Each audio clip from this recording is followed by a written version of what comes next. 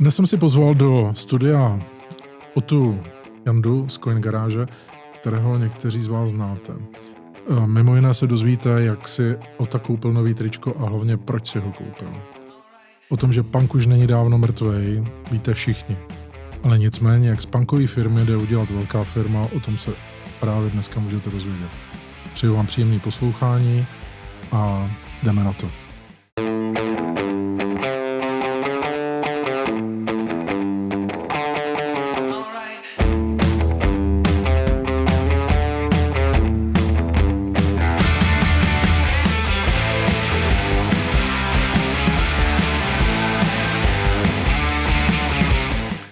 Dnes jsme si pozvali jednoho skvělého hosta.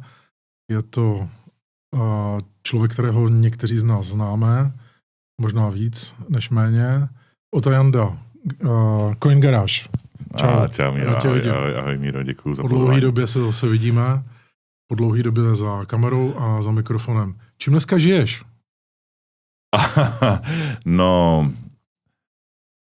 Dneska žiju tak, že, a půjdu rovnou vlastně možná k meritu věci, že ty to víš moc dobře, že vlastně tady probíhají licenční řízení Mika a musím říct, že dneska, nebo respektive posledních 8-9 měsíců s nějakými malými přestávkami vlastně žiju tady tímhle licenčním řízením, které obrovsky ovlivňuje každodenní chod firmy i můj logicky a je to v takových vlnách, kdy přijde nějaká výzva, měsíc pracují všichni, pak si na 14 dní na měsíc oddychnou. No a momentálně, když se mě ptáš na dneska, tak jsme vlastně právě shodou okolností, dneska je ten den, kdy máme odevzdat jednu z těch odpovědí na výzvu po úplnosti a žiju poslední dny a noci právě tímto tématem. Dokonce i v noci, jo? Jasně, třeba dneska jsme se rozcházeli s týmem v 1 ráno, takže i v noci. To chápu. Je to vážná věc, drahá věc. A je to pro bandu lidí, kteří jsou do toho pěkně zapojení. Kolik lidí na tom dělá mimochodem? Řekněme, že u nás interně to bude určitě kolem 10 lidí. Aha. A externě 5, 6, 8, když budu počítat i právní kanceláře, tak určitě je to třeba 18 lidí. Dává to vůbec smysl? Nebylo by dobrý se na to vyhrnout a dělat si to po svým na punk? To je strašně záludná otázka a vlastně budu upřímný. Vždycky, když otevřeš tu novou výzvu a projdeš si, co všechno máš doplnit, tak máš hodiny nebo den pocitu toho, má to vůbec smysl, nebylo by lepší se na to vyprdnout. A pak najednou vlastně se zase aktivuje ten motor a aktivuje se ten cíl, který jsme si dali, že půjdeme do poslední chvíle za licenci. Takže už žádnej punk. Myslím, že punk, když teď jako, dobře, punk je pro mě třeba spojený tak trošku i s Coin Garáží, s tím, jak jsme vlastně začali ten sám název té společnosti, je, řekl bych, docela punkový. Myslím, že teda když už se o tom bavíme, tak ten punk sebou nesl samozřejmě tak trošku nepořádek, ale spoustu inovace, kreativity a nápadů, co přinést na trh. A myslím, že tohle se nikdy nezmění, to máme v sobě. Možná se dnes budeme bavit, ale že jsme udělali nějaký krok dopředu, který třeba souvisí právě s tím licenčním řízením. Dobře, a vůbec můžu se zeptat, jak vlastně vzniklo jméno Coin Garage? Měli jsme takovou kancelář, která připomínala garáž.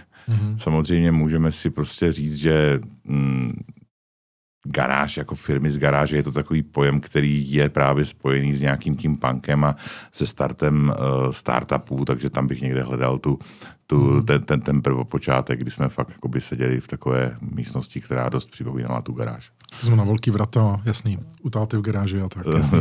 Takhle začínal Apple, Hewlett Packard, pokud tak vám přeju, abyste taky dovyrostli. Děkuju za to srovnání, to samozřejmě zní velkolepě, no. Máme ještě co dělat. Vím, že máte samozřejmě GaraCoin. Čím byl kdysi GaraCoin a čím je dneska? Tak GaraCoin od začátku našeho přemýšlení byl něčím, co chceme přivést na trh a tak jako velké vyspělé burzy na celém světě mají nějaký ten svůj utility token, užitný token, já se budu snažit nepoužívat ty anglická slovíčka, takže nějaký ten užitný token. Takže to byla nedílná, od začátku to byla vlastně nedílná součást myšlenky Coin Garáže. A k čemu je dobrý? K čemu je dobrý? Řekněme si spíš, k čemu velmi brzy bude dobrý. Jo, protože to je vlastně téma, který ty naše posluchače určitě bude také zajímat. Musím říct, že každou volnou chvíli, která je právě třeba mezi těma výzvama, se snažím svůj pohled na věc přenést i na další oddělení, už to marketing, obchod a tak dále, že vlastně srdcem naší platformy a měřítkem úspěchu, našeho úspěchu bude právě ten náš utility token a vlastně v každé té volné chvíli se snažím přicházet s novými návrhy, jak podpořit cirkulaci toho našeho utility tokenu. A otázka nebo odpověď na to je taková, že vlastně dneska dokončujeme třeba takzvaný loyalty program, a už jsem zase u toho anglického slovíčka. Loyalita je docela... Cirkulace. Loyalita. Je to takový speciální program, který vlastně bude umožňovat lidem pohybovat se po platformě třeba řekněme v 5 úrovních a podle toho, kolik třeba těch utility tokenů bude ten uživatel držet, tak bude mít výhodnější poplatky až na tu úplně nejvýhodnější úroveň. Bavíme se o tom, že ten náš coin bude určitě palivem pro všechny aplikace, které vlastně přinášíme nebo už máme na trhu. Myslím si, že tohle je důležité si uvědomit.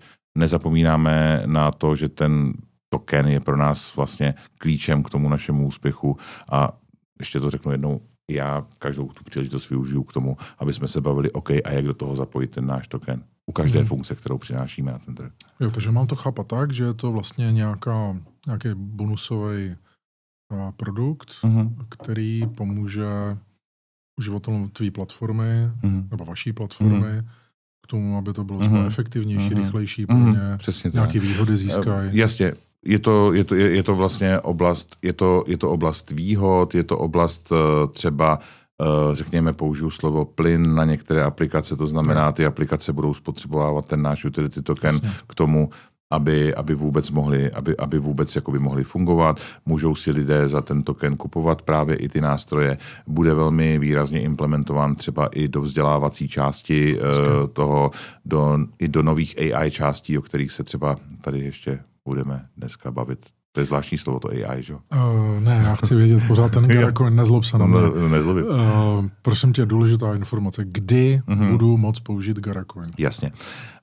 To znamená, kdy ho použiju v platformě, no a když se mi to nebude třeba líbit, když to teda pochybuju, to se mi asi bude líbit, ale přesto, kdyby se mi nelíbil, můžu se ho zbavit, můžu ho prodat, kde ho můžu prodat. Super.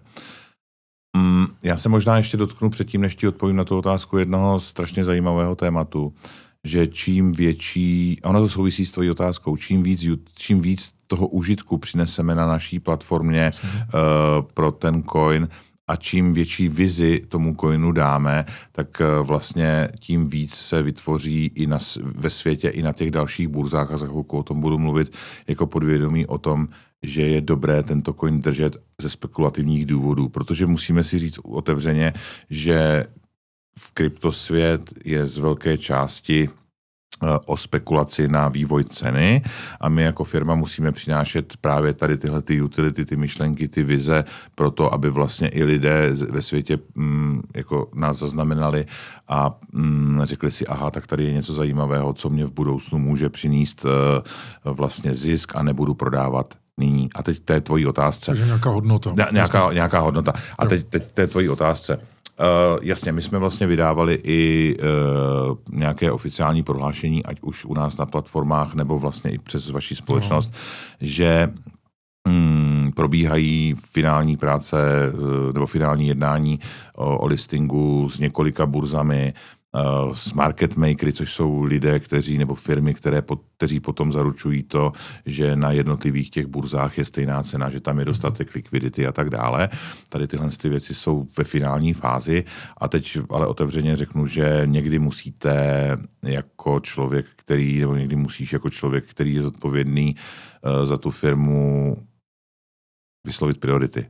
A bohužel nebo bohu dík jsme vlastně březen museli věnovat prioritu vlastně tomu licenčnímu řízení a tomu, o čem jsem mluvil, kdy prostě, jestli já řeknu, že řekl jsem, že zhruba 10-12 lidí je zapojeno interně do toho licenčního procesu, tak my nejsme velká firma, takže už jenom z toho vyplývá, že velká většina vlastně z našich lidí je dneska postižena tím dopadem toho licenčního řízení a vlastně proto jsme si jako řekli, teď má pro nás prioritu to dokončit odpověď České národní bance v nějaké kvalitě a jakmile to dokončíme, což bude dneska v noci, tak se zase zítra se odpočneme, to říkám otevřeně a od pondělí se budeme dokončovat ty věci související s listingem a v těch našich představách je, že do konce dubna by se mělo stát to, na co se mě ptáš, měl by si být schopný obchodovat, měl by si být schopný prodat a tak dále. Do konce dubna, co to je do konce dubna? To řekněme, že 34. Takže na čarodějnice? Tak jo, to má moje žena narozeniny, tak to se hodí. No hlavně, že to není na apríl. Jo. No, tak já musím říct, že kromě té licence Mika připravujeme ještě spoustu novinek, na kterých pracuje marketingový tým a o kterých bych se taky dneska asi chtěl vlastně tady zmínit a který právě i mají vliv na to, že se to ještě třeba o týden, o 14 dní posune. Jasně. To znamená, já chápu, že priorita je pro vás Mika, což chápu, protože to je do určitý míry jistota pro ty klienty. Nebýt Miku znamená velký průšvih. Takže to je dobrá zpráva, že to odkládáte. Nebo odkládáte. Posouvá se to, protože prioritizujeme ty věci a nejsme velký korporát se 150 lidma, který by dokázal zvládnout všechno najednou. Takže samý skvělý zprávy. Listing znamená použití Garacoinu a použití v reálném světě a jeho obchodování. Hola. A trh ukáže, jak je naše myšlenka silná, jak byla silná a jak bude silné to, s čím přicházíme. Tak my ti věříme, proto jsme tady, že? Děkuju. Takže rozhodně vážím si toho a není to jednoduché. Garacoin už jsme probrali, myslím, že je to celkem jasný, moc blahopřeju, protože se na ně samozřejmě těším, protože použití Garacoinu to je bomba. A těším se na ty výhody, o kterých jsem mluvil. Nicméně, zmínil si jednu věc, AI. Každý dneska žije AI-kem. Už i vy jste pacienti? AI-koví pacienti? Ano, rozumím tomu. Sleduju trh, sleduju lidi a opravdu každý dneska podle mě má nějaké povědomí o tom, že existuje AI. Na jedné straně stojí odmítači a lidé, kteří z mnoha důvodů o tom vůbec nechtějí mluvit a na druhé straně běží něco, co z mého pohledu bude možná největší revolucí v dějinách, v novodobých dějinách. A musím říct, že někdy osobně mám vůbec problém zpracovat, co všechno AI jako dokáže přinést. Já si teda myslím na rovinu, že spousta lidí o tom mluví, ale málo kdo to má v reálném nasazení, anebo jsou to geekové, který to teďka rozjíždějí. Ty pankáči, že jo? O kterých jsme se před chvílí bavili. Jak jste na tom teda vy? Protože je to fakt neuvěřitelné. My jsme se jako rozhodli, že v rámci řeknu teď nové platformy, což bude pro tebe možná překvapení, protože se za chvilku budeme bavit o něčem, co jsem teďka už trochu tak jako předeslal, tak v rámci nové naší platformy jsme se rozhodli, že využijeme velmi výrazně tady ten megatrend AI. Já už jsem možná v minulých podcastech tady mluvil nebo někde jinde o tom, že vlastně AI v budoucnu potřebuje parťáka, kterým nemůže být současný fiatový systém, ale bude to pravděpodobně blockchain, ale to je jedna z takových myšlenek, která na tom trhu je. Nicméně my jsme se rozhodli, že na tu naší platformu přivedeme takového AI kamaráda. Každému z vás, každému uživateli dáme jeho osobního krypto AI kamaráda. Proč je to dobrý? K čemu slouží takový kámoš? Jo, to jsem tě trošku předběhla, tak tam mě koukáš a říkám si, ta otázka musí následovat. Já žádného novýho kámoše nechci. Jasně, my ti ho nebudeme nutit ani v reálném světě, ani na naší platformě, ovšem pokud bys chtěl toho kámoše u nás na té naší nové platformě, tak ten kamarád ti pomůže s onboardingem, to znamená s registrací. Už od začátku vidí, co děláš. Už od začátku tě upozorňuje na to, že jsi třeba něco udělal při té registraci špatně. Pomůže ti s KYC. Co to je KYC? No to je taková... Já to teda vím, ale... Já vím, no. Ale KYC je věc, která vlastně staví kryptosvět na úroveň banky. Know your customers, to je v angličtině znám svého zákazníka. Je to prostě identifikace, ověření toho zákazníka, což dřív v kryptu v raných dobách vůbec nebylo. Postupně to přišlo a dneska je to standard, že i před vstupem na jakoukoliv dneska regulovanou platformu se musíš samozřejmě prokázat, ať už občankou, pasem a zatočit 3krát hlavou. Takže tohle je moment, ze kterým lidé někdy tak nějak trošku bojují a my jsme se rozhodli, že vlastně i ten náš kamarád, AI kamarád, bude stát po boku toho každého člověka a říkat mu za prvé neboj se a za druhé pomůžu ti s tímhle, udělej tohle, teď děláš tohle špatně a tak. To znamená, myslím si, že jedním z velkých pozitivních bodů toho kámoše je, že ti pomůže dostat se na tu platformu velmi, velmi jako jednoduše a odstraní tu první bariéru. To je dobrý, protože... Ale to je teprve začátek. Sakra, co dál? ten AI Buddy ti dává spoustu dalších možností. Ten AI Buddy má v sobě informace o kryptotrhu. Ten AI Buddy tě vzdělává. Ten AI Buddy má nahranou, AI Buddy, promiňte, je to naše taková, naše pracovní verze, je to prostě ten kámoš ti dává možnost se vzdělávat, má v sobě nahranou naší akademii, kterou si můžeš absolvovat, získávat nějaké třeba ty Gara coiny a tak dále, tam je to využití toho coinu třeba jako další. Dokonce, když ji absolvuješ, kdy po každé kapitole je nějaký kvíz, když ji absolvuješ úspěšně, dostaneš zase nějaké ty coiny, dostaneš nějakou úroveň v rámci toho loyalty programu. Čili vzdělávání je jednou z dalších hodně důležitých věcí. Můžeš si s ním bavit tak, jako se bavíš dneska s kterýmkoliv jiným AI, akorát, že tohle je agent. Tenhle agent má v sobě, a já teď nebudu zacházet do technických detailů, jenom bych chtěl říct, že to není jenom nějaká obálka chatu GPT nebo nějakého dalšího modelu. Je to vlastně vlastní databáze, je to vlastní vystavěný agent se spoustou dalších funkcí, který je určený jenom pro naší platformu. Ale to znamená, že třeba ho můžu použít třeba na nějaký prognozování kurzu nebo nějaké stavby portfolií. Přesně. Opravdu? Já to beru chronologicky a tou další důležitou funkcí je, že on samozřejmě má informace a vidí to portfolio, má informace ze světa, má informace o sentimentu, vidí, jak se chovají verliby ve světě, to znamená, dokáže říct, jaký je ten sentiment toho trhu. Dokáže hodnotit strategie s jednou velkou podmínkou, to, co se zeptal.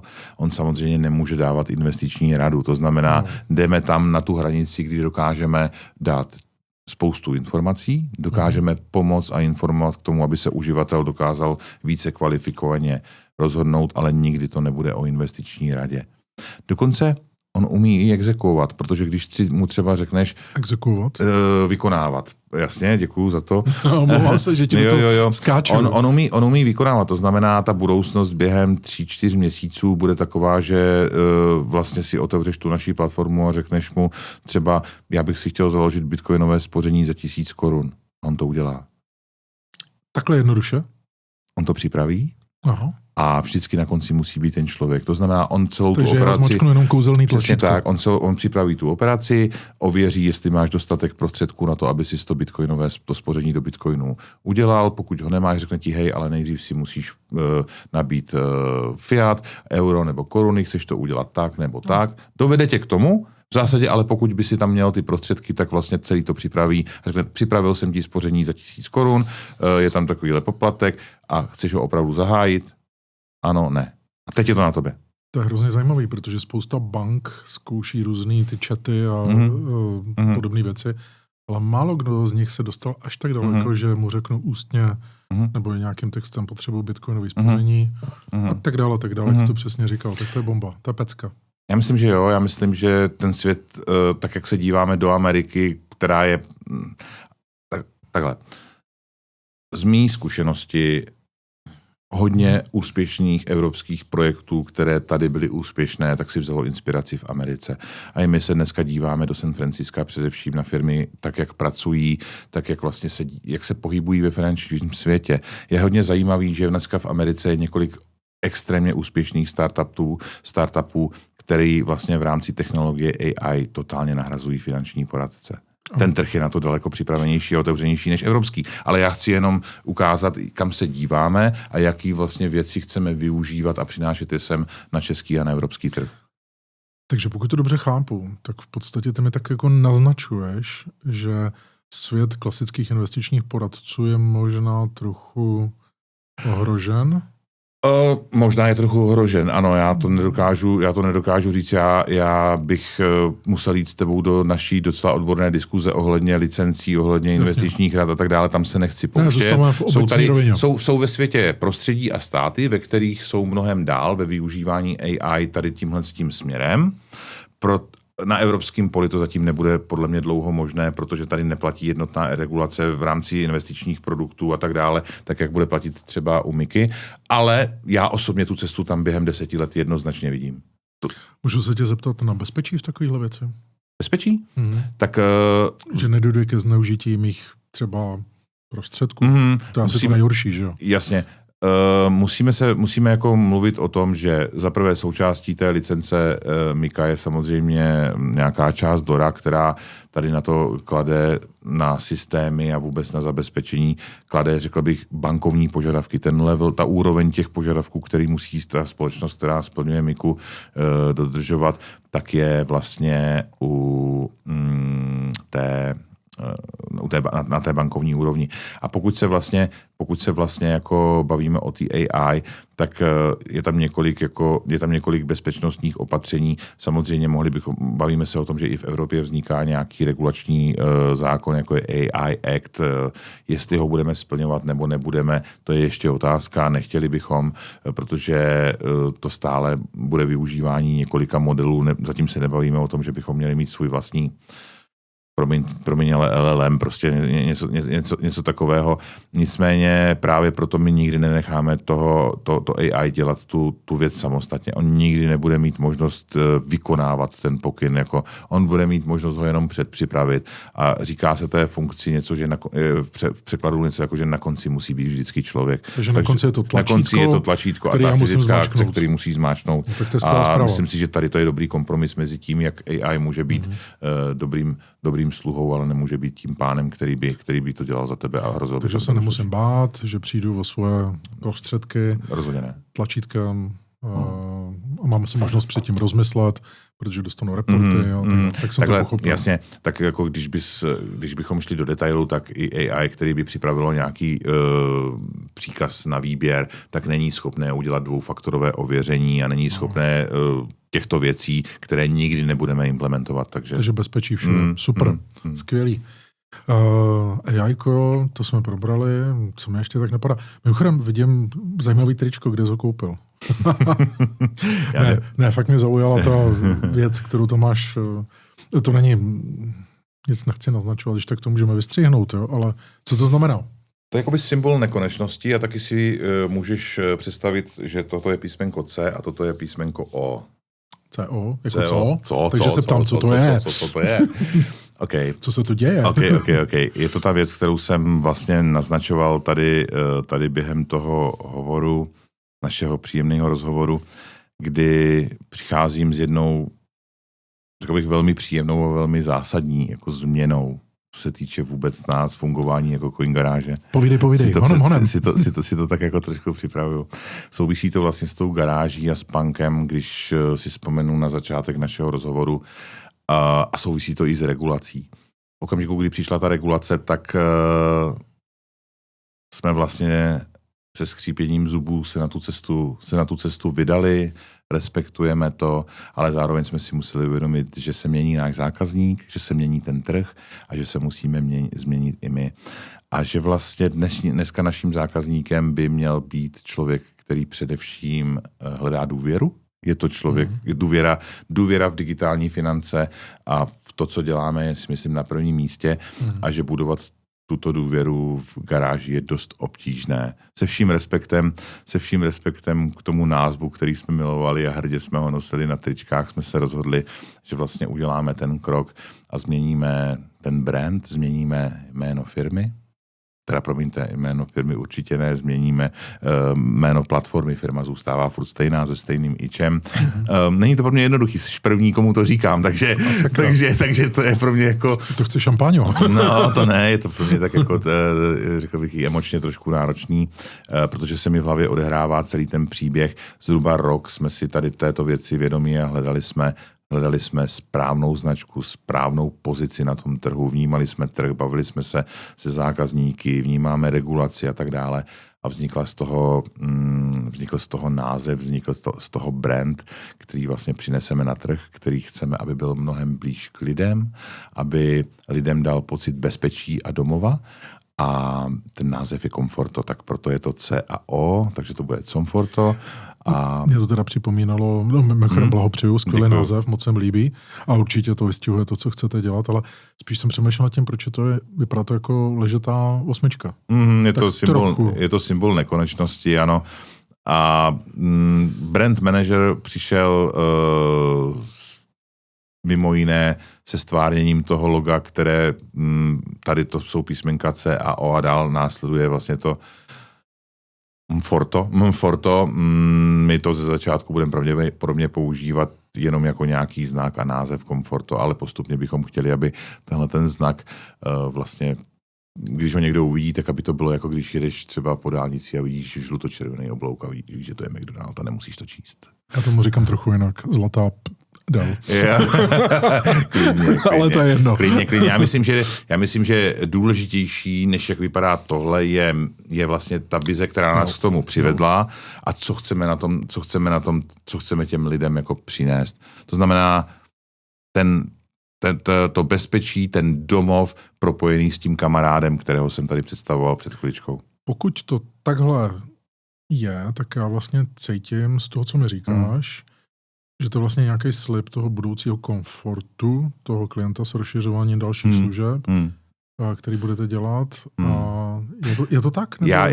Já ve vší skromnosti řeknu, že jsme půl roku hledali název a bylo mnoho variant a možná máme zaregistrované i jiné názvy, které jsme nakonec stejně hodili do koše a jednoho dne, kdy už jsem fakt byl unavený z toho, že to trvá příliš dlouho, jsem se zavřel a nechal jsem svoje mozkové buňky působit a chtěl jsem si zodpovědět otázku, jak bych chtěl, aby se cítil člověk, který by měl náš zákazník, aby byl v bezpečí, aby platforma pro něj byla jednoduchá a všechny ty věci, ty emoce, které cítí.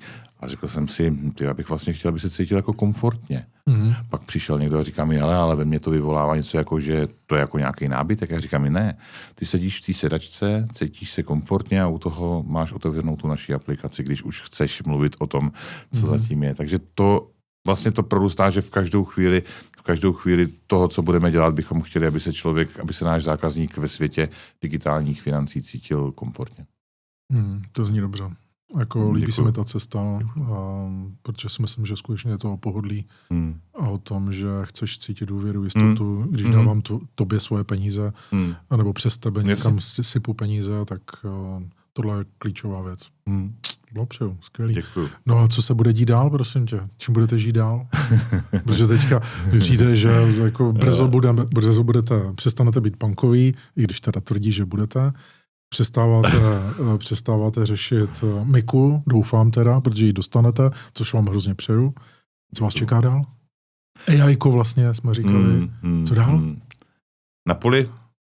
Musíme koukat dopředu přece. Ano, my jsme v tomhle odborníci, tam to je právě v nás troška toho punku, že když máme možnost, tak kreativitě se meze nekladou a vlastně přicházíme s novými nápady, ať už pro platformu, pro ten token, nebo pro to AI-ko, existuje poměrně dost konkrétní plán toho, co bychom do konce roku chtěli udělat v IT, v AI-ku, v rebrandingu, to všechno je nastartované samozřejmě i v obchodě. Co se týče vlastně té samotné společnosti, tak máme, a možná, že to bude velmi příjemné překvapení. My jsme svůj fokus v obchodě a v marketingu v posledních měsících velmi výrazně zaměřili na získávání zákazníků. To znamená, vytváříme spoustu takových mini finančních nástrojů, které lidem dokážou v rámci reklamy pomoct vyřešit nějaký jejich problém, ať už je to inflace, nebo to, jak jsou třeba připraveni na důchod. Prostě chceme s nima navázat nějaký ten vztah, protože my si myslíme, že ty digitální finance stejně jsou budoucností a chceme je trošku víc ty dva světy spojit, řekněme to asi takhle. Začínáme s tím mít poměrně velké úspěchy. Je to pro nás docela dost důležitá věc, začít přivádět na platformu, řekněme, stovky lidí měsíčně. V plánu jsou samozřejmě vyšší čísla, to tady teďka nebudu konkretizovat, to už je jenom o tom. Škoda. Tak ono je to o tom. My už dneska umíme udělat, řekněme, nižší stovky. Mm-hmm. To jsme si ověřili, tomu jsme se věnovali poslední 2 měsíce a teď už je to jenom o tom, kolik dáš peněz do marketingu, protože tu stejnou cestu podpoříš vlastně a roste ti ten brand a povědomí a tak dále. Nejsem úplně marketingový specialista, ale proč je to pro mě důležitý, je vlastně to, že nedávno jsem četl velmi zajímavý článek s jedním právníkem, který zastupoval společnost, která Miku dostala. On říká, že vlastně ta Mika samotná i to, co následuje potom, je ohromně finančně náročný proces, což můžu jako potvrdit a děkuju všem, kteří nás podporovali a budou nás podporovat. A my vlastně dneska potřebujeme ty čísla těch zákazníků kvůli něčemu, čemu se říká jakoby trakce nebo pokrok v obchodních výsledcích, protože jsme v jednání s několika venture kapitálovými fondy ze světa, aby vstoupili do nás do společnosti a tu naši myšlenku jsme mohli jako rozšiřovat opravdu ve velkém, což je teď pro mě jedna z klíčových věcí, která se opravdu musí stát, aby jsme udělali tu expanzi rychlou. My to všechno připravujeme na to, aby to mohlo explodovat v tom pozitivním slova smyslu. No a zároveň jsme vlastně rozdělili i určitý podíl naší firmy na akcie, což s tím taky souvisí. Vlastně je tam nějaká možnost toho, že i v omezeném počtu by se lidé mohli stát přímo akcionáři vlastně naší společnosti Coin Garage. A to jsou vlastně novinky, které se týkají jako investic a peněz a toho, co budeme dělat dál, protože ono to nejde oddělit. Zatím ty 2 věci jsou velmi úzce spojený spolu. Víme, co máme dělat, daří se nám ty základy a proto, aby jsme skutečně něco znamenali na poli Evropy, než kvůli teda světa, tak samozřejmě potřebujeme partnery anebo další investory, kteří nám s tím pomohou. Takže kdyby náhodou někdo měl zájem stát se třeba akcionářem, tak ta možnost se velmi brzo na velmi krátkou dobu otevře. Domluvíme se potom, jo? Rezervuju ti jedno místečko. Děkuju. Ne, opravdu fandím tomu. O to já moc děkuju, že jste s kolegou a s ostatními přijeli k nám. A děkuju za skvělý rozhovor. Fandím vám. Přeju, abyste zvládli Miku. A jen tak dál. Je potřeba, aby Češi běželi dopředu a ukázali světu, že na to máme. Fakt jo, moc fandím. Děkuju, Míro, bylo to pro mě fajn povídání a těším se a ještě jednou moc si vážím podpory, ať už celé společnosti tvojí a všech lidí, kteří jste tady. Díky, měj se hezky, buď zdrav. Taky. Čau. Čau.